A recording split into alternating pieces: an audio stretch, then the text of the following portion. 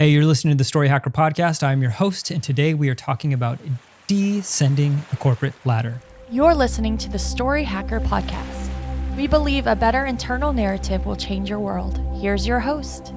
Hey, my name is Nick, and this is the Story Hacker Podcast, soon to be the StoryBetter Podcast. And here we take a look at scriptwriting, marketing, and the science of psychology, because your story matters. And we believe that better stories lead to brighter futures. And when you can change the story that you tell yourself about yourself and the world around you, beautiful things can happen. Today, we are talking about descending the corporate ladder. And this is a bit personal for me. Reason it's a bit personal for me is because back in October of 2023, realized that my life and work was out of balance. And one thing that I wanted to do deeply was to find a way to move forward to where I could feel like the work that I was doing was meaningful.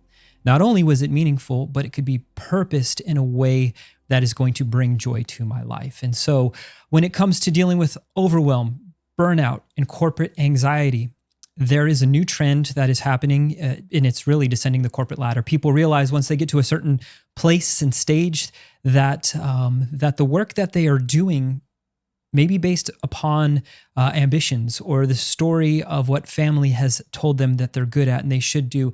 And there hasn't been a deep searching or understanding of what they want to do, what you want to do. And so I remember early on trying to figure out what I wanted to do in college. My mom was like, go for engineering because your uncle's an engineer and he gets a lot of money. And I was like, I guess, I don't know. I don't care. Like, I'm great at math. And it was through the third year that I'm going through these math classes. I don't even care to study. I'm passing my classes, but it just feels like I am stuck in the mud, like I am in this place of just being surrounded by like knee deep in honey and trying to get through that, or mud, or however you want to think of that.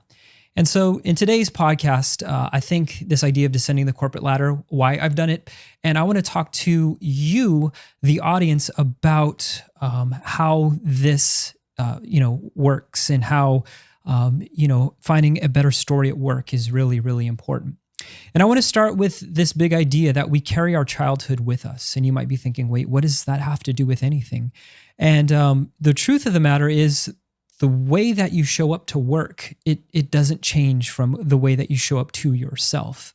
And one of my favorite authors is Richard Sheridan, and he has a book called Chief Joy Officer. And at Chief Joy Officer, he really talks about this idea of the whole human showing up to work, meaning that you have to make room for people's problems, for their emotional state, for just things happening in their life. And I think that's very true. And one of his key principles is if you're going to work on his team, you need to have kindergarten skills. And the kindergarten skills are, can you work well with others, and can you make your teammates look better? This is really, really important because a dysregulated central nervous system can make it seem that you have to be the focus of your work. That's how it was for me.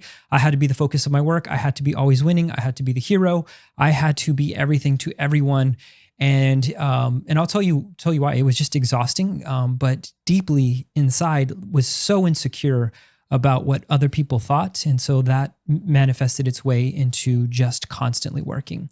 But when it came to exposing that for myself, I hope that this idea of you carry your childhood with you, and as we look at some science, as we look at some deep things that have happened, we start to understand how this started. And I want to start with society, the society of Western culture. And I want to look at a couple of things. I want to look at the cried out method, the Ferberization of Richard Ferber in 1985. Is a rehash of something that Luther Emmett Holt promoted. He promoted an idea of regimented, disciplined parenting, and his books included activities such as toilet training to be learned at a specific age, meals, at regular hours to quote unquote prevent diseases. And he advised that babies under 6 months should not be played with at all. And it was better for the infant to be played with. And so he said that babies were nervous and stable, they slept badly, and they suffer from indigestion. And so he says, leave them alone as much as possible. Soon after Emmett Holt came out with this information, a lot of people on two sides of this idea of letting kids cry it out we're saying this is just wrong. It is against the mother's natural, inclination to pick up a crying child. And then there was some other reports that came out soon after that said from the medical community, like this is not in any way, shape, or form healthy in any way possible. And so Emmett Holt really put this idea into society. And even though the medical community came afterwards and said, hey, this is not going to help, it continued to move on. So much so that in 1985, Richard Ferber, he put out there, have kids cry it out. And this cry it out method has been shown to not be effective of giving kids time to self-soothe. It actually doesn't lead to self-soothing. It leads to disassociation. And because when a child is hungry and they're crying and they're looking for attention and they're not getting that, the easiest thing for them to do is to disassociate, to separate their mind from what their central nervous system is feeling from those hunger pangs. And that's really, really important. Because it leads to another study that happened. Psychology Today has this really great report. It's called the Still Face Study, and how toddlers reacted to their mothers showing up to them happy, and how their mothers showed up to them sad or angry.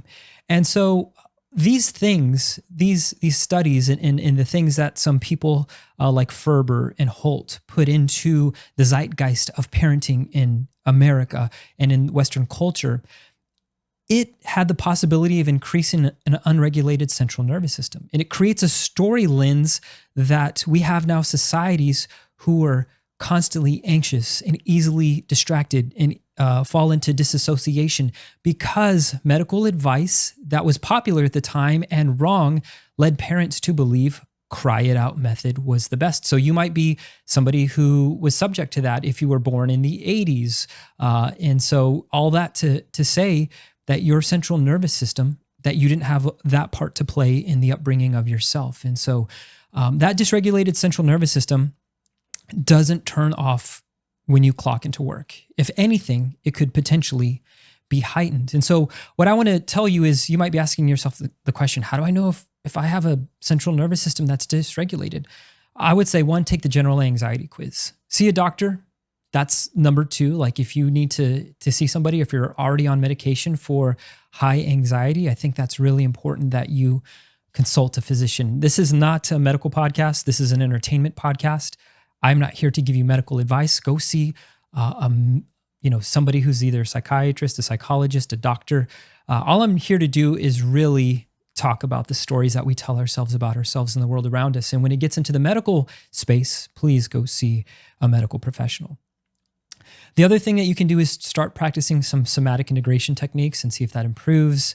There's some really interesting research around humming, around singing, around breathing, meditation, breath work, and how it affects the brain, how it affects the body, and how it can actually calm your central nervous system. Some great, great techniques that I would highly, tell you go check those out. If you do have a dysregulated central nervous system and it's showing up to work, it can impact your team and your coworkers, also your family, but it can come out in you being very judgmental, and then you producing habits within your team or your other coworkers that are not only judgmental in nature, but you're creating psychological patterns within teams of nothing is good enough for you. And if nothing is good enough for you, people are not going to continue to try hard. And this is something that is very, very important, that this idea of trying harder never works. And what you see is it's psychological safety that allows people to fail and to move forward. That actually creates innovation. And we'll get into some books around how this is shaped and why this is shaped as psychological safety. But if you take away a psychologically safe place, the rest of the team feels that they turn into the fight, flight, fawn response. And you don't want that for your team because whatever you reward is going to happen, and whatever you punish is not going to happen. And so if you're punishing people's best abilities, they're going to realize, I shouldn't bring my best ability. Even if their best ability is not meeting your mark, you have to find psychologically safe ways in order to grow them moving forward. And finally, a dysregulated central nervous system can either put you on a spectrum of being a yes man or constantly fighting. And there's great fighting. I believe that fighting gets a bad rap. And what I mean is when you fight for clarity, when you fight for truth, when you fight for perspective, those are great things. But when you fight to be right, when you fight so that you could be the victor, that you could be adorned or seen as the hero, what tends to happen is you're not fighting for truth and you're not fighting for your team. You're actually fighting for your own perspective to be put into your organization. And that's probably not the best because the best ideas always are refined through other people's perspectives. And so, like I said, when your team doesn't feel safe, when you are bringing your dysregulated central nervous system and you're in leadership, it's going to trickle down. And so you don't want to create that fight, flight, or fawn response within your team. And so I want to talk to you about StoryBetter at Work. And these are 3 books that I have found greatly shaped my understanding. One of them is not on here, but I talk about it so much, and you've heard these books before. But currently, I will say I'm going through this book. It's called Garden City by John Mark Comer. And there are 3 things that I really like about what he says. And he talks about your vocation is 70% of what you do, so you might as well do what you love. But it's not only doing what you love, it's impacting the people around you. It's creating this quote unquote Eden or garden. And Eden was, a story of a place that was beautiful, that was thriving, that had, plants and animals and a city-like garden that, you could feel, that you're doing your best work, that you're called, that you're loving it. And so this idea of Garden City is meant to look at cities that are flourishing, communities that are flourishing, and you contributing to that. I think a lot of times the juxtaposition to the Garden City is the busy city or the capitalist city. And not capitalist in a good way, but capitalist in the work as much as you can on what you do, and your work is only for you, and it's only for you to get paid, that you're not thinking about sharing. And so another thing I love about Garden City is this quote: if you live in Western culture, you should try to make a living with what you love. And the reason that I love this is because we have to understand that there is this very, very great, country in Western society that we live in. And it allows us to really be flexible within what we want to do. But if you have a dysregulated central nervous system, you're not going to try to do work that you love or focus on yourself, because you might be in that pattern to where you're either the yes person or you're constantly fighting and you're engaged in a fight that you're not called to be engaged in. And so that's really important that if you live in Western culture, you should at least give a shot at making a living at what you love. And finally, listening is pivotal in discovering what it is you're called to do. In Garden City, John Mark Comer talks about calling and how the unique skills, your unique perspective, and your social identity, how those 3 things play into you helping the people around you. And listening is pivotal in discerning that. It's going to take time. It's going to take patience.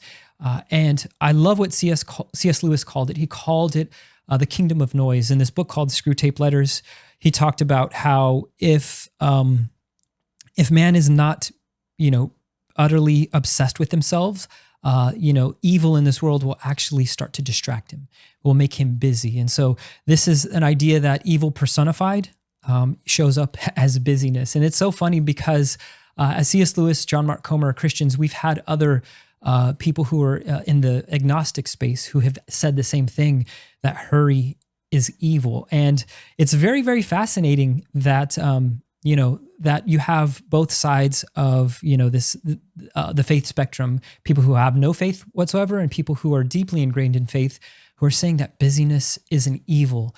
And I find that very, very fascinating. And so if you are in the faith space, John Mark Comer's Garden City is really great to check out. I highly suggest you check that out. The next book I want to talk about in showing up to work in a better way is Cal Newport's Slow Productivity. And what I love about slow productivity, there's 3 big ideas that Cal Newport puts in front of us. And the first is knowledge work is important. And hustle culture, it kills deep work. And so if your identity is seeing yourself as the hero, as the center of attention, as the guru, as the primary breadwinner, how do you plan on growing yourself, your organization, or your community? And knowledge work is very, very important because knowledge work is meant to be shared, and it takes time to drip those ideas and for you to be a guide around those around you. He highlights scientists and writers and how their big ideas and their big exploration came decades in the making. As he cites, things like Einstein's theory of relativity and some other great works of science, it took decades and it took long periods of time of just being in the countryside or actually not having things to do for years and years and years, or having a schedule that was, maybe teaching for 2 hours a day and the rest of the 6 hours of work was reading or thoughts or talking to other people in the space. And I found that fascinating, that there is an idea that that leads to the next point, is excellence takes time. That it really does take a lot of time. It takes decades to build excellence. And I find it funny because I come from a culture where our identities were in what we produced, and the mission slate that was set before us, hyper aggressive, that it would take a team of hundreds of people to do. But when we get caught up in like startup culture and launch culture and like scaling, like solving a problem with the MVP and then scale that, and being hyper rich, hyper quick, or having metrics to sustain our egos, what we tend to do is we discount excellence. And we might be saying that we want excellence, but our actions are proving otherwise. And so it's so important that time builds excellence. And so what we have to do is we have to build margin. And the way that we build margin is we have to say no to important things in order to say yes to integral things. And so I think building margin has been one of the things that has helped me tremendously. I took a part-time role at my job. I stepped down from being chief marketing officer. And on top of that, I started to say, hey, there are some things that are going to be non-negotiables for me. One is having margin to play with my kids. Before, I was working 7 a.m. to 7 p.m., 8 a.m. to 8 p.m., and maybe getting 20 minutes for lunch because it was go, go, go. From managing learning management systems to teams to building websites and to project managing over 90% of things.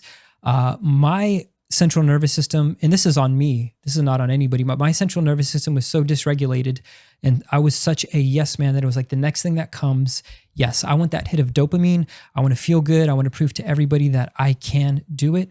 And so it just turned out to be a very, very unhealthy thing for me. Very, very unhealthy, not taking the time, not listening, not moving forward, and not building margin. And I realized I need to take and make some margin. One of the quotes from John Mark Comer's Garden City that really helped was where he tells a story where he stepped down from him being an executive leader for multi-campuses, and then he went to this idea of, I have less money, I have less prestige, I have less bragging rights, but I feel more fulfilled. And I couldn't say that is so true for me as well, that I've come to this point where I have less money, I have less, status, and I have less priorities in corporate world. And I feel so much more like a human being. And building margin has allowed me to make more podcasts. It has allowed me to spend time with family. It has allowed me to explore documentary series. And it's fueling the artist in me, which has been neglected for quite a long time. And when I realized that excellence takes time, it means that I need to build that margin. And if I'm going to work on projects, they need to have the time to be excellent. And finally, the last thing that Cal Newport promotes within slow productivity, and he promotes a lot more, I'm just giving you a recap here, that can help you get better at work, is the space to think, wonder, explore, and to fail forward. And that's how innovation takes shape, is when you have space to think, to wonder, to explore, and to fail forward. And I think that's the most important thing, is the failing forward portion. A lot of the people that he cites who bring innovations, these innovations are like side things. They're things that was not the main goal or the main purpose. It was the walk in the woods that sparked an idea. It was them teaching at universities and having conversations with other people, and something else somewhere else sparked another idea that connected to an idea that connected to another idea. And so space to think, wander, and explore, specifically in nature, and just to be slow with it, I think is phenomenal. And so when it comes to Garden City, Slow Productivity, those are great books for you to think about what you want to do with your life. And not only that, move into a place of deploying slow productivity.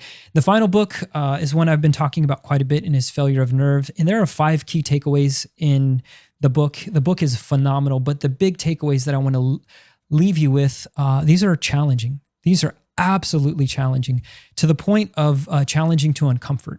And so let's talk about those uncomfortable challenges. The first is to have the capacity to go outside the emotional climate of the day. What Failure of Nerve is telling us, what Edwin Friedman is telling us, is normally organizations, families, countries, just whatever community, they have an emotional capacity. And that emotional capacity, if not tested and if not pushed and if not challenged, what tends to happen is groupthink starts to happen. And this is really happening in America right now in our political climate. And so being able to go outside the emotional climate of the day can say, I believe this, and you might not believe this, or this is what I see. I don't care what you see, in the fact of like, this is a perspective that holds just as much value as your perspective. I'm going to respect your perspective, but I see things differently. That's going outside the emotional climate of the day. You, in today's emotional climate and the emotional climate of the past, have always been around conformity. And not only conformity, but making sure you're not rocking the boat or exploring. And this is really key, is if you don't have the capacity to explore, you're not going to get better. If you don't have margin, you're not going to get better. And if anything, you're going to stagnate, because culture and time moves so fast. You would think, oh, we have to keep up and keep pace. It's actually the opposite is true. Keep margin, keep space, and be able to explore outside the emotional climate of the day. That's how innovation happens. The next thing is willingness to be exposed and vulnerable. This is key, because a lot of what kept me in patterns of unhealth when it came to work was I didn't want to be exposed and vulnerable. I didn't want to realize that, hey, there might be something off with my central nervous system. And, I think a lot of people, they play the hero game. I want to be a hero. I want to show myself. I want to prove myself. A bit of childhood has to do with that. A bit of how we grew up has to do with that. What people have said about you, whether it's like coaches or teachers, or even other coworkers, that might have shaped your identity. And sometimes we push so hard against what other people have said that we actually become what they said because we pushed so hard against it. When, in truth, the ability to be exposed and vulnerable is something that's very, very, very key. To shed light on your bad habits, to talk to other people, and really know that sometimes you have to throw yourself under the bus. That's what it might feel like, but you come out on the other side of that realizing, oh, you know what? I have been defensive. Oh, you know what? I have been angry. And guess what? On top of that, like, I don't care what this person thinks, and I'm working so hard to meet their standards. Why am I doing that? And this ability to be exposed and vulnerable actually shapes us to be better emotionally regulated, because then we have that psychological safety of like, oh yeah, I can be exposed, I can be vulnerable, I can be real. I don't have to wear the mask. The mask takes so much psychological and story power from your brain. Like it's going to wreck the story that you tell yourself about yourself and the world around you if you can't be exposed and vulnerable. So that is another key takeaway. Number 3 is persistence in the face of resistance or rejection. And what that means is, if you are exploring, if you're being emotionally vulnerable, if you're being authentic, and you're showing a new way forward, what's going to happen is people are going to resist it. Maybe they don't get it. Maybe they're like, hey, that's way too much. Like, your idea of exposure and vulnerability, I'm not going to be a part of that. Or a flat out rejection of like, there's this idea that I just came across the other day, and it's a brilliant idea. And it's called narrative fallacy, meaning that the stories that we tell ourselves about ourselves and the world around us are 100% wrong all the time. And it's because of those narrative fallacies that we keep in patterns. And so if we just break all narrative and say, hey, we don't have any stories whatsoever, then we come into a place of, 100% like we'll be better. I don't agree to that. I don't subscribe to that, but I have to understand that is a complete rejection of everything that I am trying to build with the Story Hacker podcast, with the Storytelling Heart book, and with StoryBetter as an actual program. And so when I see that type of rejection, I shouldn't take that rejection and say, okay, time to close shop, because somebody who has a PhD says narrative fallacy means that we are all wrong in our stories. Maybe we could take that with a grain of salt and say, hey, that type of rejection from, a doctor and PhD, I'm going to take it with a grain of salt, and I'm going to be persistent, because maybe they don't have all the right answers. And maybe there's something we can take from, this idea of narrative fallacy that we can incorporate that's actually going to make us better. Can we test our own stories to see, yeah, this is a flat out lie? I feel that would make things so much better. And so having a persistence in the face of resistance and rejection means that maybe you have an idea and it keeps getting hit with a wall, or maybe you have, you've been rejected for promotions at work. The idea is that you don't give up. And persistence is actually what's going to keep us through. And so I think that's really, really huge. 4, stamina in the face of sabotage. When he uses the word sabotage, it doesn't actually mean that people are sabotaging you, but it does feel like sabotage, because you have a mission, you have a vision, you have values, you have, you probably do have a slate of things that you want to accomplish. We should all have systems that are getting us towards, our goals and the way that we want to live our life. But what's going to happen, because we live in a world that is filled with problems, is you're going to face something that feels like a sabotage. You might be sapped by unexpected events, people. It might even feel like the work that I'm trying to do, people are just mutiny, like right, left, and center. Maybe you have kids and you understand this idea of mutiny of like, hey, we're trying to keep a clean home. We're trying to make sure that you get a good education, and we're trying to make sure that you eat healthy. And everything that your kid does feels like a mutiny, where they only eat cookies, they'll only watch Bluey. And when it comes to keeping the house clean, you're looking at the stains on your wall wondering, what is the stuff on the wall? And you're afraid to smell it. I've been there. I understand exactly how that goes. But what's true is that maintaining stamina doesn't mean that we're going to crush whoever is in front of us because there is a resistance, there's a sabotage, they have a difference of opinion. It's actually deploying woo. It's coming with the initial idea that the people, our community around us, even though they don't see eye to eye, we still need to be integrated and connected, so that way we can move our agenda forward. It's definitely political. It's definitely emotional. And if you don't have the emotional wherewithal to play the quote unquote game, to step into the emotions of other people, it's going to feel like sabotage. And instead of deploying stamina, which means that you're going to go along for the ride, you're going to run the race, you're going to do the thing that's going to get you to the end goal healthily. And I think that's a key. When we talk about stamina, it's about health. It's sustaining your mission and in enthusiasm, and not losing your nerve, not looking for the quick fix. Stamina is the long game. And finally, the 5th thing is being consistent in relationship and vision. The reason I say being consistent is because the words that Edwin Friedman uses is headstrong and ruthless in the eyes of others. And so I think that can create a connotation of, manipulation. I'll say 100%. Edwin Friedman is not talking about manipulation. He's talking about binding with other people in the midst of, in the midst of their resistance, continuing on with relationship and vision, sticking to goals and building your team, consensus and camaraderie. So when he says being headstrong and ruthless, there's this idea that building community and camaraderie and team building, that you're not going to sacrifice somebody and steamroll them over in order to get what you want. And so I think that this is really, really key, that as leaders, we have to check ourselves, because sometimes we see the vision, we see the end goal, and the people who are next to us might not have the best communication. They might have the best understanding that you jump to, because you might just understand immediately what's happening.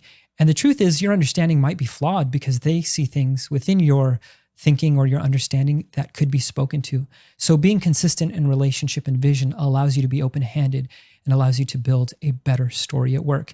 Finally, I want to talk to us about this identity is predicated on emotions.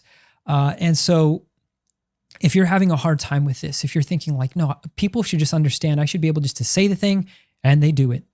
Bottom of the line, end of story, we're done here. But you have to understand that identity is built on our emotional systems.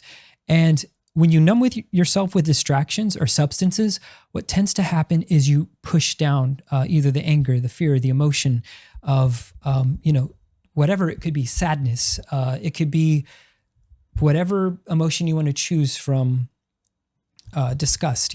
I think Inside Out and Inside Out 2 really did a great job of showing us what those emotions are, and having an emotional vocabulary that is so much more stronger and deeper than just anger and sadness, because those are the two things that we go to as Americans. We hide everything with anger. But when you numb yourself with substances or distractions, it's easier to deploy that anger instead of getting to the root of what you're feeling. Next, I will say is finding healthy ways of coping is going to reinforce your identity emotionally. Finding journaling, exercising, finding community that loves you and cares for you, going to therapy, meditation, healthy hobbies like music, painting, the things that make you feel human. When you start to dive into those, you start to feel alive. Mihai Csikszentmihalyi called it the flow state. And I think the flow state is probably one of the best indicators if StoryBetter is happening at work, if you're loving the work that you're doing. And then finally, emotional regulation is not about getting your way when it comes to, identity and your emotions. It's not manipulation. It's finding a healthy way forward for everybody involved.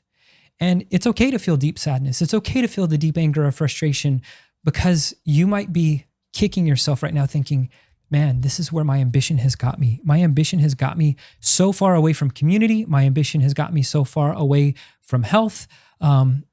So I think that's really important when we start to realize that the ambition that we've deployed in our lives maybe has hurt us more than it has helped us. It has been a coping mechanism of childhood. And maybe it's time to try healthy emotions. Maybe it's time to be vulnerable with people. And so as you start to integrate back into healthy environments or a non-healthy environment, I hope that you do that with resolve to keep boundaries and to help others along with their StoryBetter journey.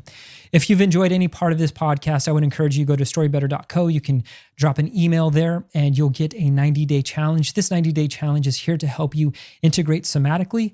It's here to give you some book recommendations, some diet recommendations, and some physical exercise recommendations so that your story can be integrated from top to bottom, from soul to your vision of life. I really want you to live better. And the way that you do that is through finding healthy ways of coping. You can go to storybetter.co today to check that out. And as always, until we chat again, I hope you tell the world a great story. Peace.